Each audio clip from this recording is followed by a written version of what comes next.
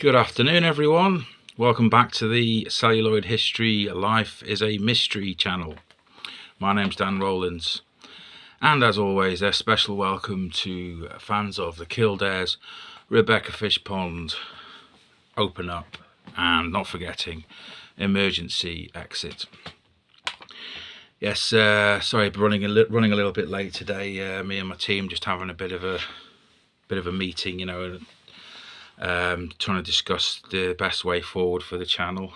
But we're here now, we're on air, and providing a cutting edge voice for discussion on current UK current affairs. Sorry for the double use of the word current there. There was no reason to do it. Sorry, I just thought I'd throw an early joke in there for everyone who's awake. Yes, as usual, I've watched the BBC politics lunchtime show. Fairly slow news day, you could say, I guess. Political news day. They had the usual sort of smattering of different political opinion being represented on there. You had excuse me, just there's a bit of a rush with the stylist today, so I'll just adjust my hair a bit there. Yes, the usual, they try and sort of have a sort of representative for the right, representative for the left, if those terms are still relevant these days. And then they tend to have a journalist, or sometimes they have one or two people on video calls. I don't think they had that today, actually. I don't think there were any video calls. But they had a fella called Alex Shelbrooke, Sir Alex Shelbrooke, from the Conservative Party.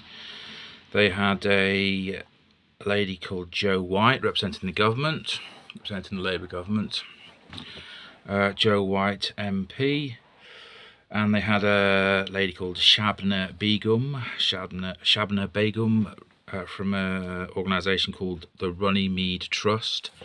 I have to confess, I'm not entirely sure what the Runnymede Trust, what line of work they're in actually, but I can always Google that one later, I guess.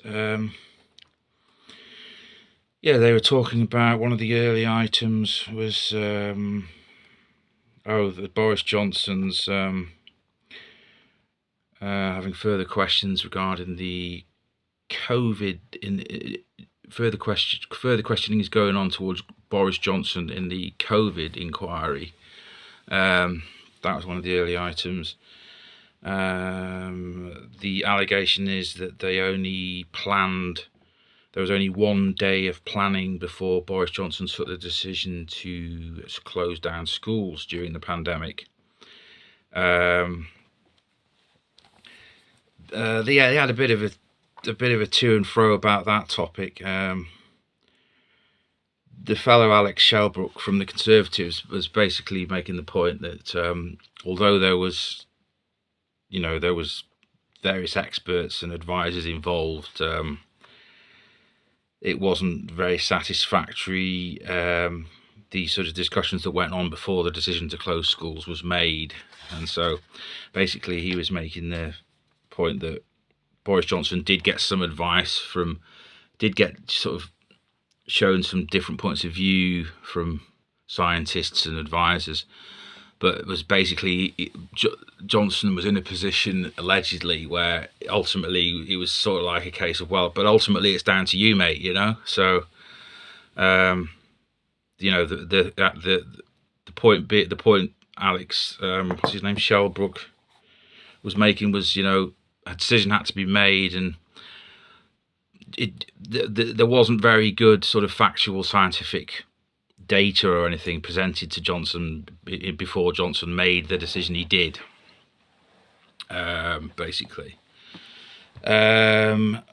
So obviously I think that the result of that inquiry is not out yet, is it? But there he was, Mr. Johnson, who's in all his glory with his substantial amount of blonde hair that he's got on the top, you know, his mop of blonde, his famous mop of blonde hair, the cad, etc. Personally, I don't like to call him Boris. He's Boris Johnson, the prominent Tory, as far as I'm concerned. You know, also early on in the show, they were talking about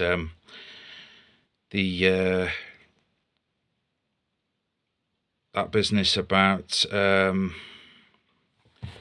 the inquiry into the cover-up regarding the grooming gangs. You know, the grooming gangs, the grooming gang. You know, the ladies that were getting targeted by that particular gang of. Well, I mean, that's the very topic of what their identity is a subject that I'm going to be sort of developing later on. But yeah, there's people sort of treading on eggshells around naming what nationality they were, whether they were white, whether they were Asian, whether they were black. You know, wasn't there? But basically, two of the grooming gang survivors have quit the National Inquiry because they weren't happy about the fact that it was being suggested that the chair of the inquiry was going to be an ex-police officer or an ex-social worker, and those are two of the professions that are under criticism for not doing more for the, you know, regarding the case of the doing more for the welfare of the victims in that particular inquiry, you know. And I mean, ultimately, yeah, let's dive in there, in for a penny, in for a pound. Let's dive in there feet first. Ultimately, the mainstream media came down on the decided on calling the grooming gangs the Pakistani grooming gangs, didn't they? They decided to stop messing around and named their nationality, because I think it was all the suspects in that particular sex abuse gang were of Pakistani origin.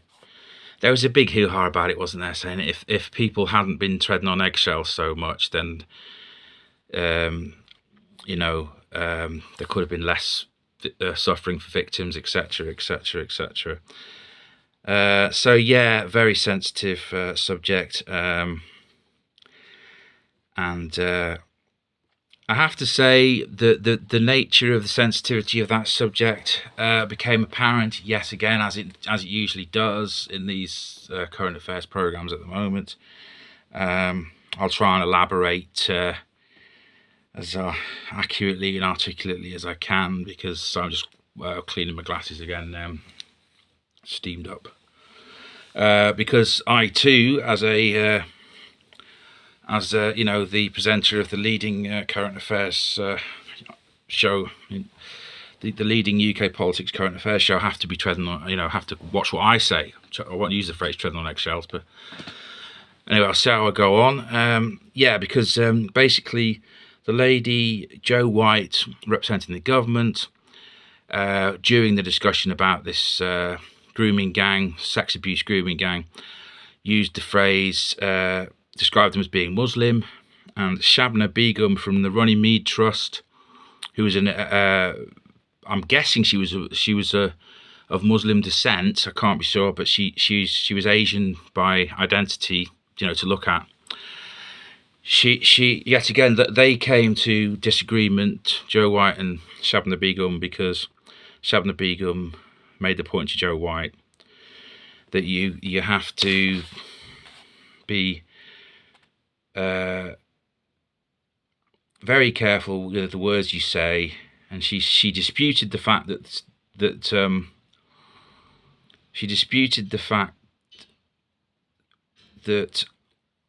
there was that ethnicity has anything to do with the statistics when it comes to sex abuse and violence towards women. Now, she may well be right in that assertion. If you look at stats across the board in the UK for violence and sex abuse towards women. I think the point that Shabnam Begum was making was that, you know, the findings are that white men, black men and Asian men are all equally culpable when it comes to violence and sex abuse towards women. However, it wasn't a particularly helpful little ding-dong that they were having in the studio regarding the particular case in question, because I believe in that particular case in question, all the criminals involved, well, as far as I can remember from looking at their photographs, were of Pakistani descent. And well, I've got no idea whether they were devout Muslims or not.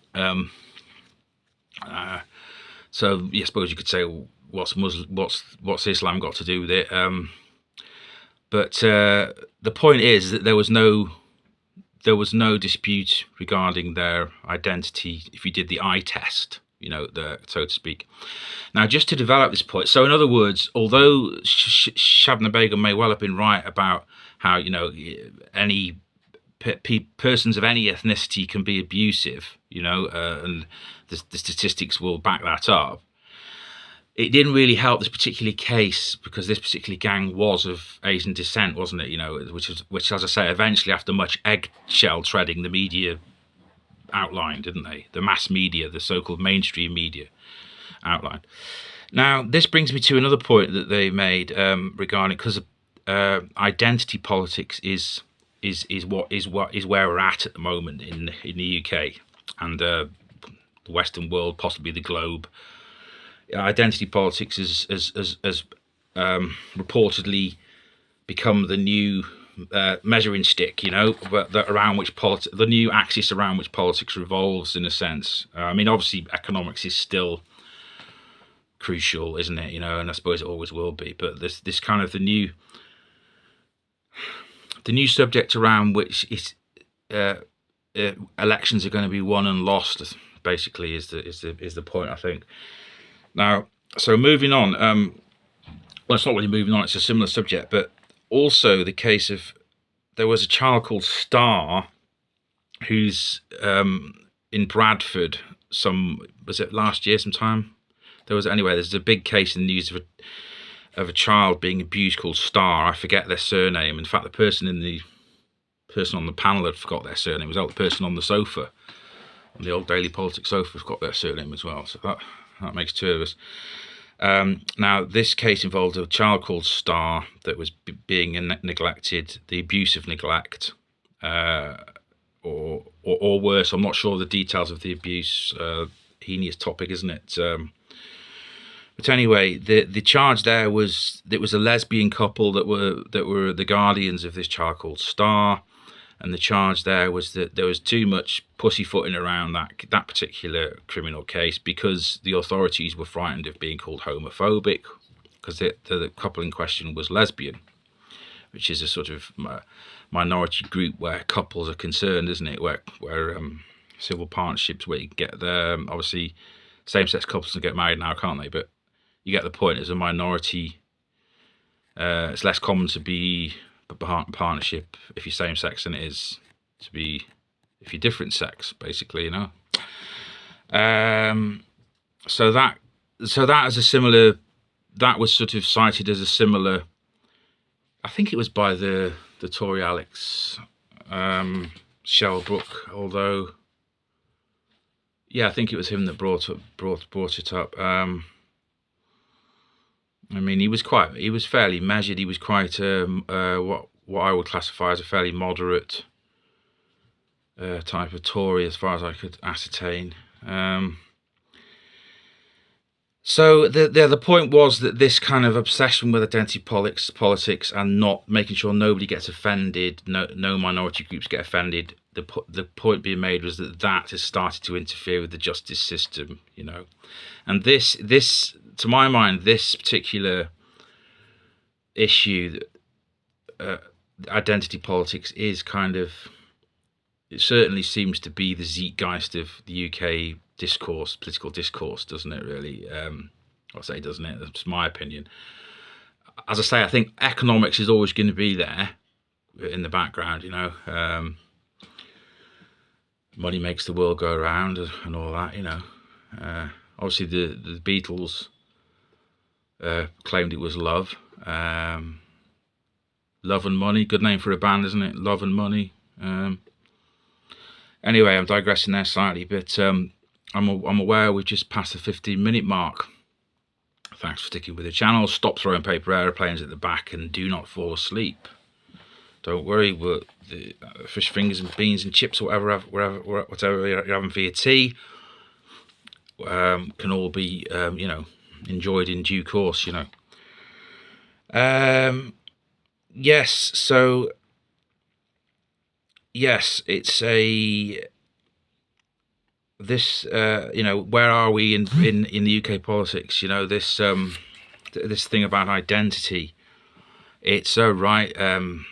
What's the word? Can of worms.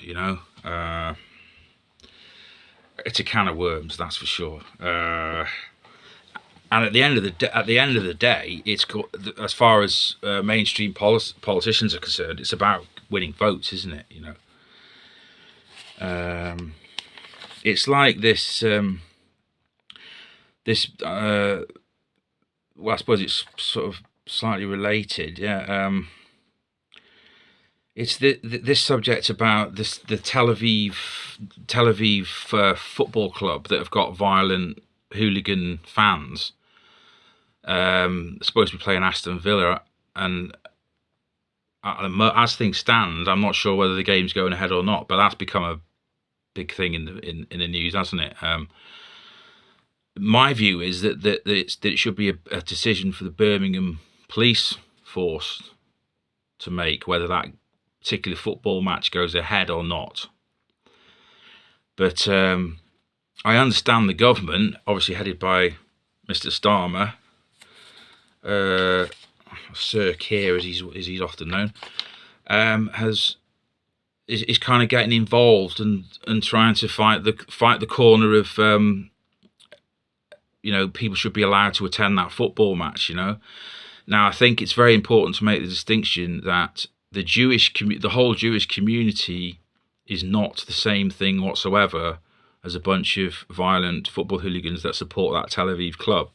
Just as the whole Jewish community is not the same thing at all as the Israeli government, for that matter. Obviously I'm referring to the Gaza war there, which is meant to be on ceasefire, but apparently there's been further deaths, I believe, out there. Obviously these are grave and serious matters, aren't they? So yeah, but I mean, regarding that particular football match, I believe that they should the authorities should just allow the police to police it. I mean, the police all the other football matches in the UK, don't they? So they should police that one. And if the chief of Birmingham Police decides it's not safe for the Birmingham public, then that's the chief of police's decision. That's what they're there for at the end of the day, isn't it? And they've got their own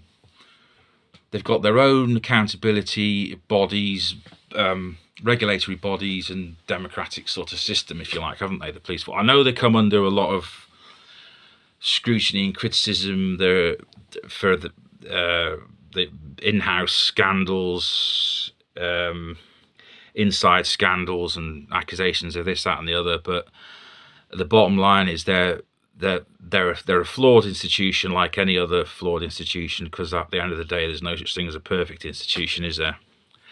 And difficult though their job is, and crucial though their job is, and mistake-free though their job ought to be, please God, that just let them. There's no choice but to let them regulate themselves and let their bosses make their decisions, on behalf of the safety of the Birmingham public. That's my view anyway. So yes, where am I going with this? Yeah, I was aware before I started today that there was potentially areas of quite heavy, what you might almost say, theology and philosophy that could be delved into on today's bulletin. And part of me was thinking, shall I go there? Shall I try and keep it light? Is UK current affairs light? I mean, mainstream news tends to sort of try and mix it up a bit, doesn't it? I mean, traditionally they used to sort of end the news with a kind of, a cat's been stuck up a tree and rescued, or a dog's got stuck down a manhole and rescued, or something like of that nature, don't they? Because ultimately someone decides what the news is, don't they? And there's that. There's also that. Remember that old, don't forget the old adage that the news is bad news. There's no good news is not news. That's always worth remembering that, isn't it? I'm aware we're just past the 20-minute mark, but in for a penny, in for a pound. I think I'm going to try and address this subject that I was a bit slightly wary it was going to be too deep and philosophical, and it was the subject being this rather sort of stalemate that tends to crop up in current affairs discussions when there's someone on the sofa or on the panel representing the Muslim community, and when there's someone on the sofa or the panel representing, well, shall we call it the government or mainstream British politics, shall we call it? It happened again today. There was a stalemate where there was, I've made the point that I think Robert Jenrick, the leading Tory, the one who's appears to be waiting to depose Badenoch for the Tories, apparently he's come out today in the mainstream media saying that it'd be a good idea to ban the burqa. That's a bit of a sort of chestnut, that one, isn't it? But apparently Robert Jenrick's brought that one up again. Now, I made the point the other day that I believe that the mainstream UK politics is kind of trying to nudge British culture towards integration rather than multiculturalism, which is what's kind of been being plugged over the last 2 or 3 decades. Multiculturalism's been being plugged. Now, this lady Shabna Begum today on the BBC Daily Politics show actually used the phrase that gets trotted out a lot, protecting our Muslim communities, which is another phrase that gets used a lot regarding the situation of the Tel Aviv football. I was going to call them fans, but let's call them hooligans. The Tel Aviv football hooligan issue that's been in the news. The phrase we need to protect our Muslim communities has been used in conjunction with that. Now, I'm not passing judgment on that phrase. I'm saying, one way or the other as such. But what I am saying is, so long as there's people on these political debating panels that are talking about the concept of protecting Muslim communities, that you don't have to be Sherlock Holmes to understand that is not a move towards integration of cultures in the UK, is it? And the point that I'm going to make that I was wary about making is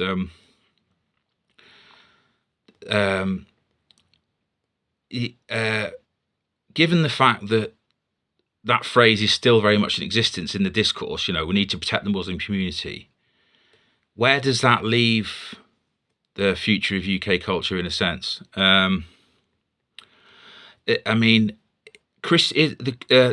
of the Church of England, I believe I'm right in saying, the numbers have decreased in recent years. The numbers of Britons attending Church of England services has decreased. I think Christian faith on the whole has decreased in the UK in recent years. I think I'm right in saying that the amount of people practicing the Muslim faith has increased in the UK in recent years. Now, I think that ultimately it's going to come down to science and mathematics in order to try and come to some resolution with these UK cultural issues. And by that, I mean, you know, some number crunching and basic scientific fact is going to have to come into be used in the debate. I mean, to my mind, if let's say let's boil it down to a simple maths. Let's say that a pro-Muslim stance and the stance of protecting Muslims, pro-Muslim stance, let's say that represents the number 1 in a mathematical sense. Now, and let's say that the decrease in the number of practicing Christians in the UK, let's say that represents the number 0. Now, you don't have to be very clever to work out what 1 plus 0 is, do you? It's 1, isn't it? So what I'm trying to say is, on a scientific level, people can talk about being racist, being far right, being whatever description, slur, or what term you like, but the mathematics of the thing is, if there's more of a pro-Islam stance in the UK than there is a Christian stance, in fact, going further, if there's actually, I'd hesitate to use the term anti-Christian, but basically, if Islam is growing and Christianity is shrinking, it's basic maths, isn't it? Now, it's basic math. On the one hand, you could say, well, so what? That's the way it is. That's just, some people might call it evolution. Evolution, anthropological evolution, to cultural shifts. Fair enough, fair point. I mean, that's, well, I say fair point, scientific point. And of course, atheists might say, well, this is where atheists might see this as an opportunity to promote their stance of sort of religions are responsible for all the problems in the world, etc., etc. And personally, I have no truck with atheism, so long as it's an individual philosophy and belief. What worries me about atheism and its relationship to Western politics, or let's just stick to UK politics. What worries me about atheism is if it infiltrates any political party or any political group, pressure group. If it becomes a collective, belief and starts to become part of any party policy, the idea of atheism and the promotion of atheism, that is what I take issue with, because then atheism starts to become like any other religion that gets knocked, doesn't it? Religions get knocked, don't they? They say, well, if it wasn't for religion, there'd be no wars. Blah, blah, blah, blah. So to my mind, you can't have a collective atheist mindset. That would be. I mean, I was cracking jokes the other day, taking the mickey slightly out of the Green Party and Zach Polanski's leadership. Saying what are we going to end up with next? Are we going to end up with characters from Lord of the Rings on the far left?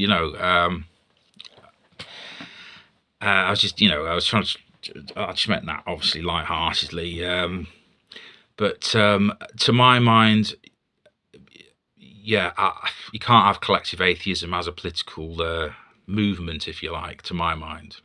And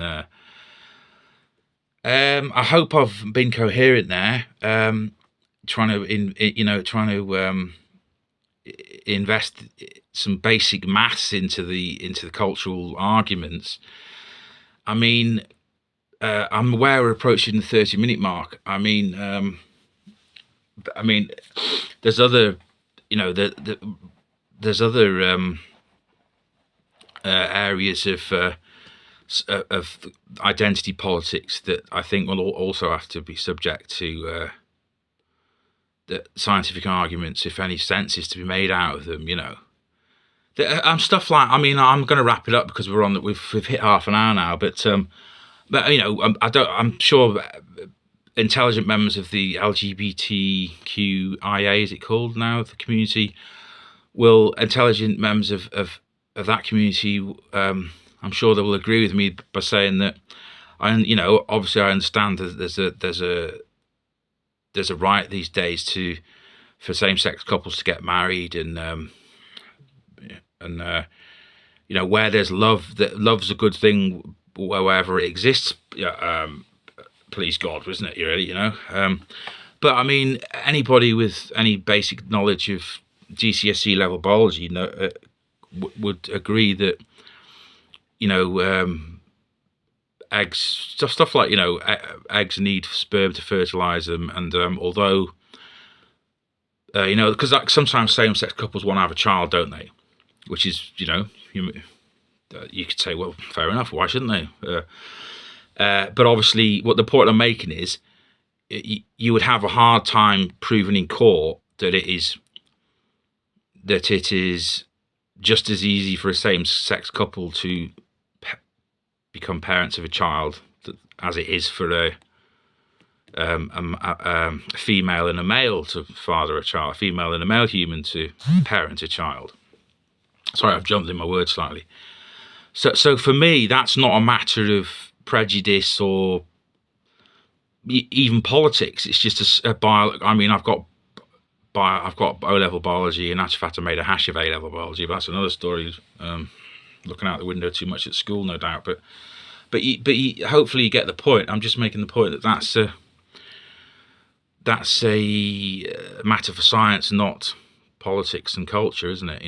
The fertilization of eggs and stuff like that, and cell division and stuff. Anyway, maybe I shouldn't have squeezed in a point about another point about identity politics in right at the end there, but I've done it now, so we can no doubt return to these important issues regarding identity politics on another much anticipated bulletin of celluloid history. Life is a mystery. So yeah, I'm going to wrap this up because I haven't had any offers yet from Sony BMG or Channel 5 or Walmart.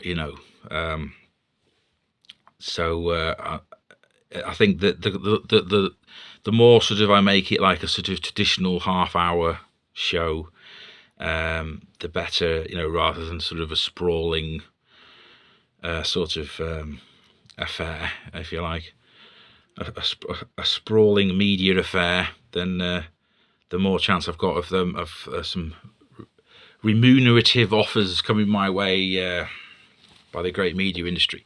Anyway, have a good Tuesday night.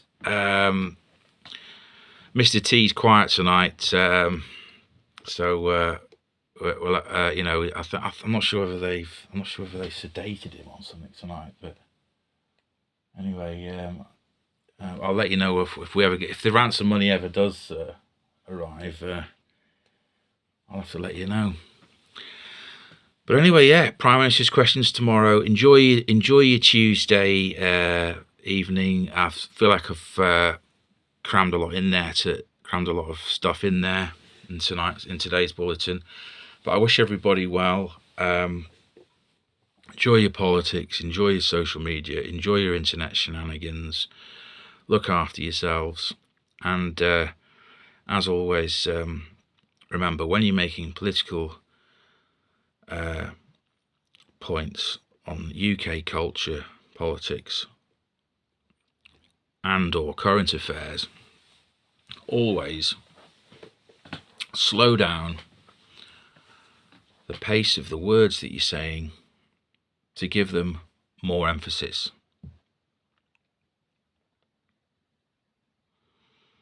Have a good night. Good night.